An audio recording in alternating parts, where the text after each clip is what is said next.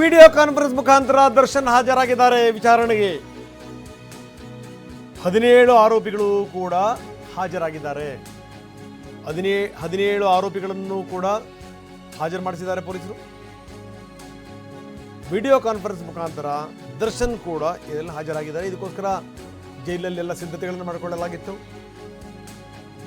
Video conference ಮುಖಾಂತರ ವಿಚಾರಣೆ ಶುರು ಆಗುತ್ತೆ. ರಾಜ್ಯದ ಬೇರೆ ಬೇರೆ ಜಿಲ್ಲೆಗಳಲ್ಲಿ ಬಿಸಿ ಮುಖಾಂತರ ಹಾಜರಾಗಿರೋದು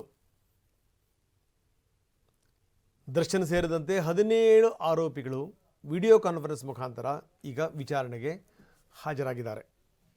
ಸೊ ಇಲ್ಲಿಂದ ಅಧಿಕೃತವಾಗಿ ವಿಚಾರಣೆ ಶುರುವಾಗ್ತಾ ಇದೆ. ಮುಂದೇನು ಎತ್ತ ಅಂತ ವೆರಿ ಇಂಪಾರ್ಟೆಂಟ್. ಇನ್ನೊಂದು ಕಡೆಗೆ ಹೇಗಾದರೂ ಮಾಡಿ ಬೇಲ್ ಪಡೆಯಬೇಕು ಅನ್ನುವಂಥ ಕಸರತ್ತು ಕೂಡ ಶುರುವಾಗಿದೆ. ವಕೀಲರ ಜೊತೆಗೆ ವಿಜಯಲಕ್ಷ್ಮಿ ನಿರಂತರವಾಗಿ ಚರ್ಚೆ ಮಾಡ್ತಾ ಇದ್ದಾರೆ. ಇನ್ನು ಚಾರ್ಜ್ ಶೀಟ್ನ ವಿವರಗಳು ಒಂದಾದಮೇಲೊಂದು ಹೊರಗಡೆ ಬರ್ತಾ ಇವೆ. ಏನಾಯಿತು, ಏನು ಎತ್ತ, ಯಾವ ರೀತಿ ಹಲ್ಲೆ ಮಾಡಿದ್ರು, ಅವೆಲ್ಲ ಸಂಗತಿಗಳು ಕೂಡ.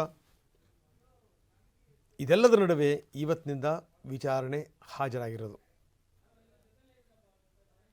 ಈಗಾಗಲೇ ACP ಚಂದನ್ ಅವರು ಕೂಡ ಬಂದಿದ್ದಾರೆ.